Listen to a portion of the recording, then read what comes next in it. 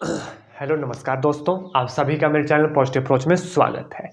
ये क्लास जो है रिकॉर्डिंग क्लास इसलिए ली जा रही है क्योंकि किसी कारणवश जो है फाइबर में कनेक्शन डिस्कनेक्ट हो चुका है और मैं नहीं चाहता कि आपकी क्लासेस को मैं डिले करूं, तो इसलिए इस क्लास को लाइव के बजाय जो है मैं डायरेक्ट जो है रिकॉर्ड ही कर रहा हूं, ताकि आज के लेक्चर को जो है आपका लेक्चर कहीं पे भी मिस ना हो पाए। तो चलिए शुरू करता हूं। वैसे तो थोड़ी सी लाइव क्लास ले ली गई थी, लेकिन फिर भी मैं शुरू से बता देता हूं।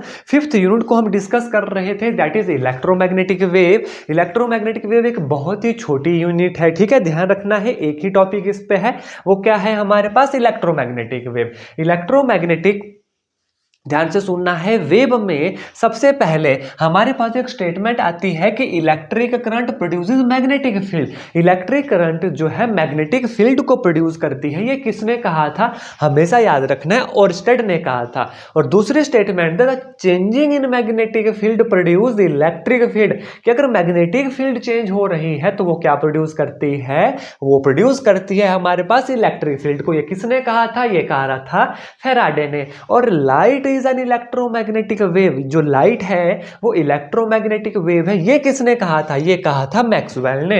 और ये जो इलेक्ट्रोमैग्नेटिक वेव्स होती है, यही कॉज होता है हमारा वायरलेस कम्युनिकेशन का। अगर आपसे क्वेश्चन पूछे कि वायरलेस कम्युनिकेशन में किसका यूज होता है, तो हमारे पास है हमारी इलेक्ट्रोमैग्नेटिक वेव। उसके बाद नेक्स्ट एक्सप्रेशन था एम्पियर मैक्सवेल लॉ, किससे डिनोट करते थे, क्लोज सर्किट में integration B dot D L mu naught into I plus I D, जहां पर आई डी क्या था, I D is our Maxwell displacement current. और कई बार डिस्प्लेसमेंट करंट के ऊपर भी न्यूमेरिकल पूछा जा सकता है। तो here is the expression for this displacement current, that is V ओवर XC, जहां पर ये X क्या था, जो लास्ट यूनिट में हमने पढ़ा है। X क्या है हमारे पास, बता दीजिएगा, it is the reactance through capacitance, ठीक है। और इस एक्सप्रेशन को जो है इस फॉर्म में भी लिखा जाता है, that is mu naught is equal to I plus epsilon naught D phi over D T. अब ध्यान से सुनिएगा, इस एक्सप्रेशन को एग्जाम में पूछ सकते हैं, इस एक्सप्रेशन को एग्जाम में पूछ सकते हैं कि व्हाट इज डिस्प्लेसमेंट करंट, इसके ऊपर न्यूमेरिकल पूछ सकते हैं। तो अब हम जो है एक न्यूमेरिकल कर लेंगे। फर्स्ट न्यूमेरिकल जो है हम कर लेंगे किसके ऊपर है, डिस्प्लेसमेंट करंट के ऊपर है। न्यूमेरिकल को ध्यान से सुनिएगा, न्यूमेरिकल क्या कह रहा है, देखिएगा। In an electric circuit there is a capacitor of reactance 100 ohm. क्या बोल रहे हैं कि कोई रिएक्टर सर्किट है हमारे पास, इलेक्ट्रिक सर्किट, जहां पर रिएक्टेंस जो है थ्रू अ कैपेसिटेंस कितना है, 100 ओहम का है हमारे पास रिएक्टेंस हमारा, connected across the source of 250 volt battery. जो सोर्स है बैटरी का वो है हमारे पास 220 वोल्ट, कितना है, 220 वोल्ट, ठीक है। फाइंड द डिस्प्लेसमेंट करंट, हमसे पूछा है what is displacement current. For this we have to know the formula for displacement current. Expression for displacement current, we know that I D is the displacement current, where I D V ओवर XC, that is 220 volt divide by 100।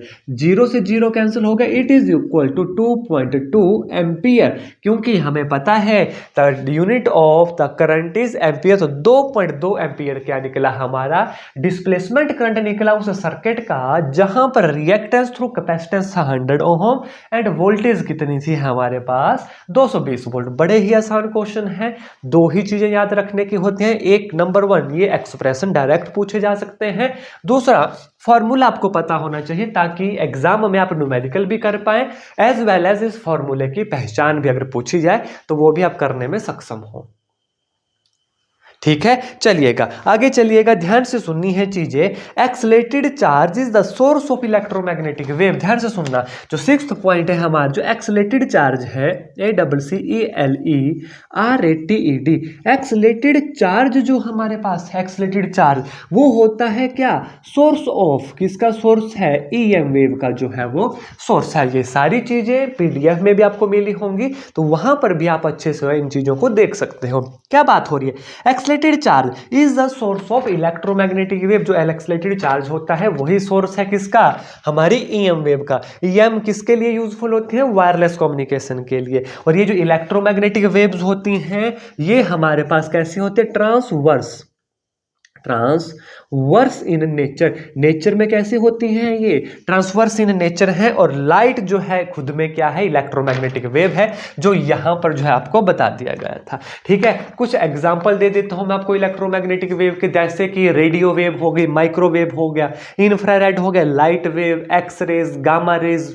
ठीक है, ये सारी raise क्या है, हमारी electromagnetic waves हैं। इन्हें आप कह सकते हो वायर, जो जहां पर जो है इसका वायरलेस कम्युनिकेशन जो है जहां पर होता है वो भी इलेक्ट्रोमैग्नेटिक वेव के थ्रू होता है। ठीक है, और अभी मैंने आपको बोला इलेक्ट्रोमैग्नेटिक वेव आर कैसी हैं, ट्रांसवर्स इन नेचर। मतलब क्या हुआ कि जो इलेक्ट्रिक फील्ड होगी और जो मैग्नेटिक फील्ड होगी वो एक ट्रांसवर्स है। मतलब क्या हुआ कि ये परपेंडिकुलर है in the direction of propagation of wave. जो हमने पढ़ा कि ये जो इलेक्ट्रोमैग्नेटिक वेव है ये ट्रांसवर्स इन नेचर। मतलब क्या हुआ, इसका मतलब ये हुआ कि जो इलेक्ट्रिक फील्ड है ना, ध्यान से सुनना, जो इलेक्ट्रिक फील्ड होगी हमारी एज वेल एज जो मैग्नेटिक फील्ड होगी वो परपेंडिकुलर होगी किसके, to the direction of propagation of wave. इसके ये दोनों परपेंडिकुलर होंगे, electric field as well as magnetic field, वो कहलाता है हमारे पास ट्रांसवर्स। ठीक है, अब यहां पर एक और न्यूमेरिकल मैं छोटा सा ले लेता हूं ताकि आपको चीजें साथ के साथ जो है क्लियर होती चलें। ध्यान से सुनना है आपको।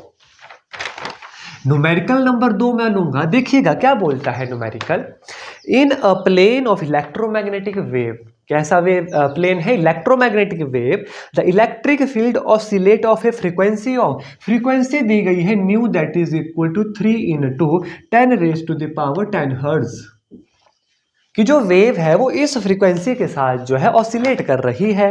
एंड एम्पलीट्यूड, और जो एम्पलीट्यूड है हमारे पास वो है 50v divide by M, amplitude दिया गया है कुछ। What is the wave length of wave, हमसे पूछी है वेव लेंथ, वेव लेंथ पूछी गई है हमसे उस इलेक्ट्रोमैग्नेटिक वेव की। अब आप ध्यान से देखिए, ये न्यूमेरिकल आपको आता है, इस न्यूमेरिकल का ना तो इस एक्सप्रेशन से लेना देना है, ना तो इस एक्सप्रेशन से कोई लेना देना है, ना अभी तक जो हमने पढ़ा उससे लेना देना है। लेकिन न्यूमेरिकल इलेक्ट्रोमैग्नेटिक वेव का है और बिल्कुल जनरल न्यूमेरिकल है, आपको आना चाहिए। आपने हमसे क्या पूछा, लेंथ पूछी गई है हमसे। क्या वेवलेंथ का फॉर्मूला आपको आता है, व्हाट इज वेवलेंथ, लैम्डा किसके बराबर होता है, c/न्यू, क्योंकि हमने पढ़ा है न्यू किसके बराबर होता है, λ/c, ये माफ कीजिएगा c/λ। ये एक्सप्रेशन ऑलरेडी आपने पढ़े हुए हैं, या ये एक्सप्रेशन आपने पढ़ा होगा, what is C, C is equal to nu lambda. ये सारे एक्सप्रेशन एक ही हैं, बस अब हमें देखना है कि हमसे पूछा क्या है। हमें दी गई है फ्रीक्वेंसी, हमें निकालना है हमारी वेवलेंथ। वेवलेंथ होती है lambda, it is equal to C velocity of light 3 × 10⁸ divide by nu 3 × 10⁻10। यहां पर एम्पलीट्यूड का कोई रोल नहीं है, इसलिए ये हमें सिर्फ कंफ्यूज करने के लिए दिया गया था। हमारे फॉर्मूले में इसका कोई काम नहीं है, हमारा जो काम चल रहा है वो चल रहा है फ्रीक्वेंसी के साथ। चलिए देखिएगा, इट इज इक्वल टू 10⁻⁻²। ये आ गई हमारे पास, हमारी क्या आ गई है, दिस इज अवर वेवलेंथ। किस किस फॉर्म में लिख सकते हैं, it is equal to 0.01 metre हो गया, और ये हो गया 100 कितना सेंटीमीटर जो है, ये माफ कीजिएगा 100 नहीं 1.0 दैट इज 1 सेंटीमीटर। अगर सेंटीमीटर में अब आंसर होगा, सेंटीमीटर में कीजिएगा, मीटर में होगा देन 0.01। यहां पर हमने क्या किया, देखिए बड़े ध्यान से सुनिएगा। हमें बोला गया था कि कोई वेव है हमारे पास, ठीक है, इलेक्ट्रिक फील्ड में वो ऑसिलेट कर रही है इस फ्रीक्वेंसी से, where amplitude is this, find out the wavelength. अब हमें पता है what is the wavelength is lambda, and we know that the relationship of lambda with this frequency. What is lambda? c/ν.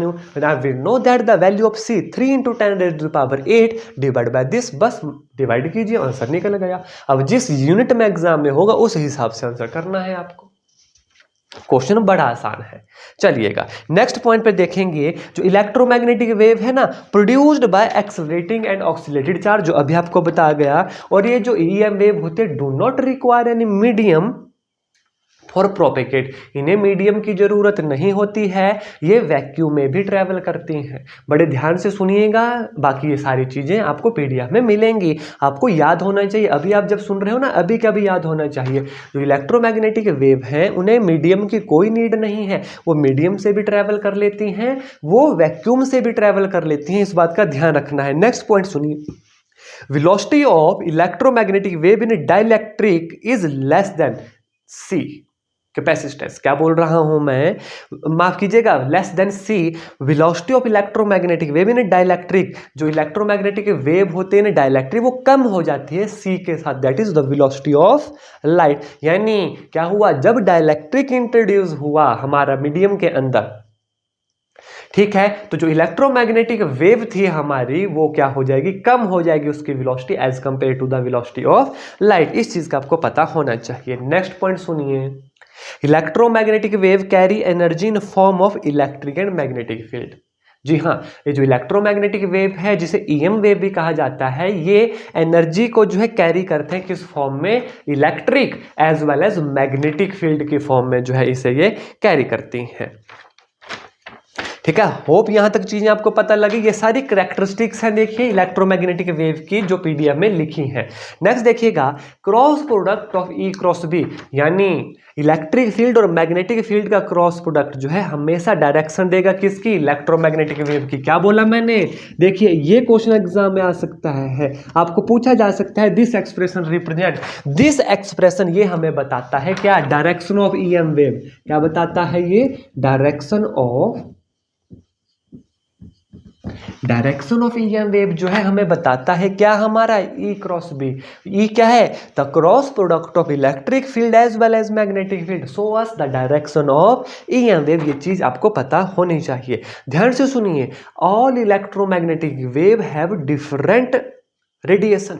जितनी भी ईएम वेव हैं, ठीक है, भले ही वो डिफरेंट रेडिएशन की हों, वो एक ही स्पीड से वैक्यूम से गुजरती हैं। अगर मान लीजिए वैक्यूम होगा तो ऑल ईएम वेव, जितनी भी ईएम वेव्स मैंने बोली वो सेम स्पीड से क्रॉस करेंगी। All EM wave have same speed. अगर मान लीजिए वैक्यूम की जगह अगर हमारे पास जो है मीडियम है कोई, ठीक है, हमारे पास क्या है, मीडियम है, देन डिफरेंट वेलोसिटी, देन क्या होगी, डिफरेंट वेलोसिटी होगी डिफरेंट ईएम वेव की, जिनकी अलग अलग क्या होगी, रेडिएशन होगी। सिंपल सा समझ लीजिएगा, ईएम वेव की है जो स्पीड होती है, जितनी भी वेव्स हैं हमारे पास ईएम वेव, जैसे एक्सरे हो गई, अल्फा रेज हो गई, माइक्रोवेव हो गई, अगर वैक्यूम होगा तब तो वो सेम स्पीड से ट्रेवल करेंगी। अगर बीच में मीडियम आ गया तब डिफरेंट रेडिएशन की क्या होगी, डिफरेंट वेलोसिटी जो है हमारे पास देखने को मिलेगी। ठीक है, ये आपको पता होना चाहिए। अब थोड़े से न्यूमेरिकल हैं, उसके ऊपर मैं ज़्यादा नहीं जाऊंगा क्योंकि ये न्यूमेरिकल जो है आपको मैंने पीडीएफ में मिल जाएंगे। ठीक है, बस मैंने पहले भी कहा था कि इस पूरी यूनिट में सिर्फ ये एक टॉपिक है, ईएम वेव, इसका आपको हल्का फुल्का पता होना चाहिए और इसके साथ आप देख लीजिए यूनिट समाप्त होती है हमारी। इसमें थोड़े से एक्स्ट्रा एडिशनल पॉइंट आपको लिखवाऊंगा जो कि बहुत जरूरी है याद करना, तो ध्यान से देखिएगा, ध्यान से सुननी है ये चीजें आपको।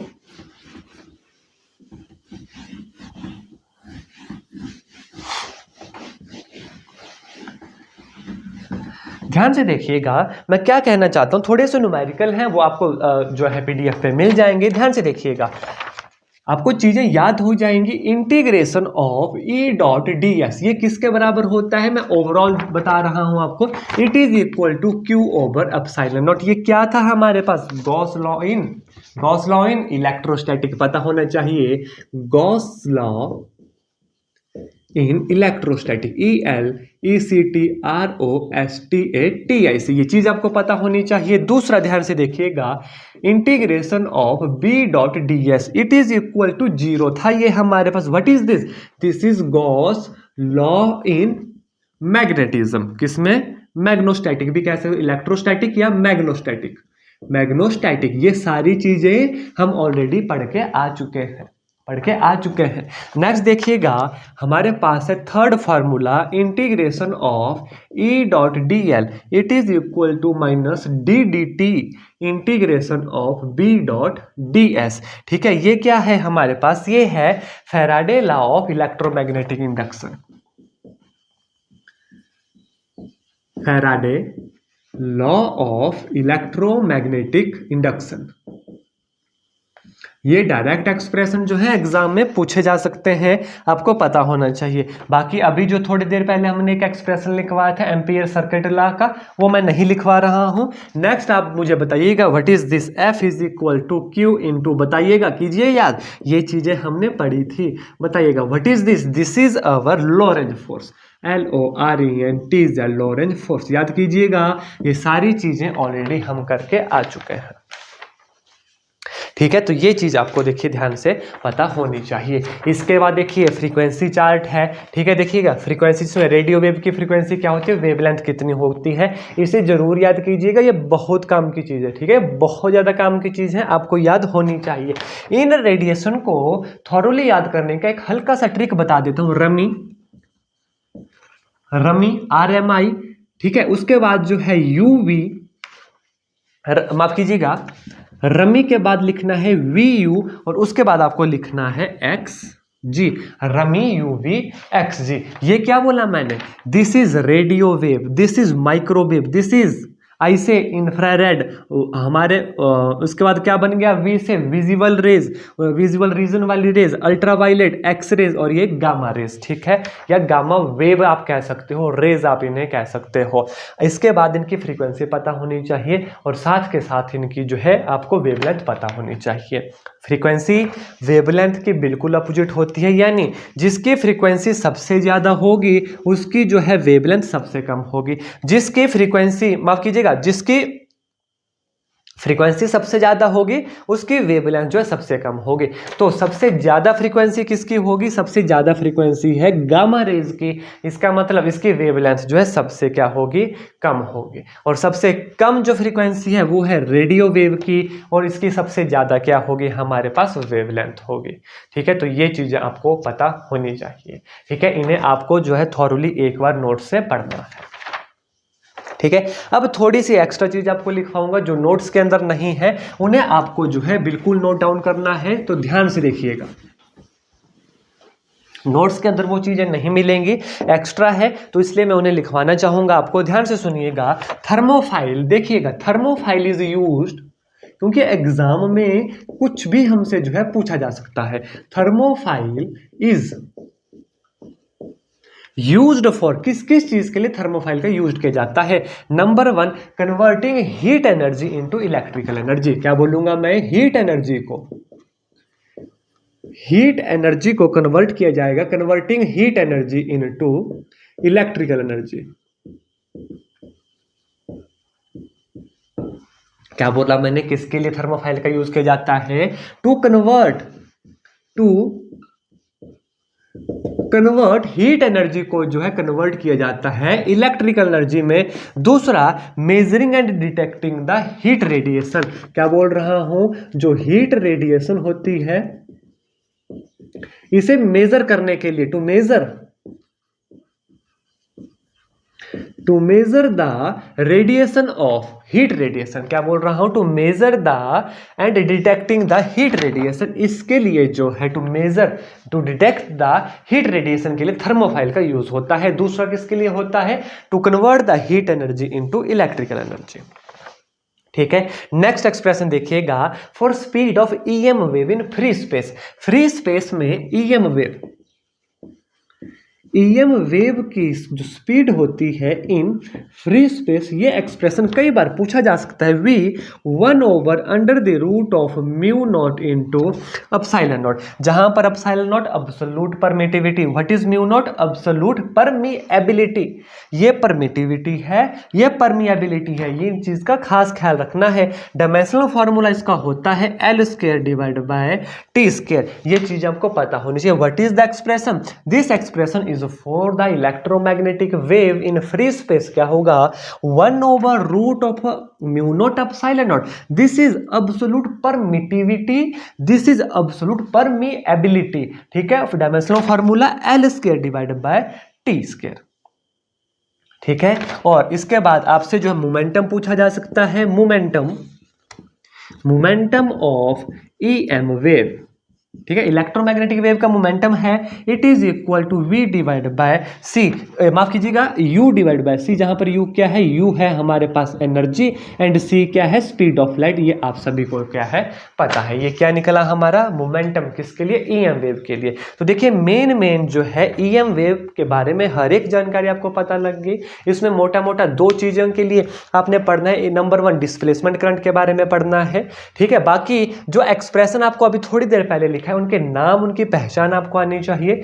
थोड़े से न्यूमेरिकल आपने करने हैं जो इस चैप्टर के ऊपर मैंने आपको करवाए। और दूसरा ऐसी छोटी छोटी चीज है कि the product of electric field and magnetic field show us what, this show us the direction of the propagation of wave. कुछ ऐसी चीजें, what is the velocity of the EM wave, इन पे ज्यादा फोकस करना है। Dimensional formula of EM wave, कुछ इस तरह के formula. Momentum of EM wave क्या होता है, energy divide by the speed of the light. Thermopile का यूज किस लिए किया जाता है, हीट एनर्जी को इलेक्ट्रिक एनर्जी में कन्वर्ट करने के लिए, डिटेक्ट करने के लिए हीट रेडिएशन को। तो कुछ इस तरीके के क्वेश्चन के ऊपर यहां पर जो है आपको ज्यादा फोकस करना है। तो बहुत ज्यादा बड़ी यूनिट है, मैंने पहले भी कहा नहीं थी, सिर्फ एक टॉपिक इसमें था हमारे पास इलेक्ट्रोमैग्नेटिक वेव के बारे में। आशा करता हूं ये यूनिट आपको अच्छे से समझ आ गई होगी, ठीक है। तो आज की क्लास में बस इतना ही। धन्यवाद। जय हिंद, जय भारत।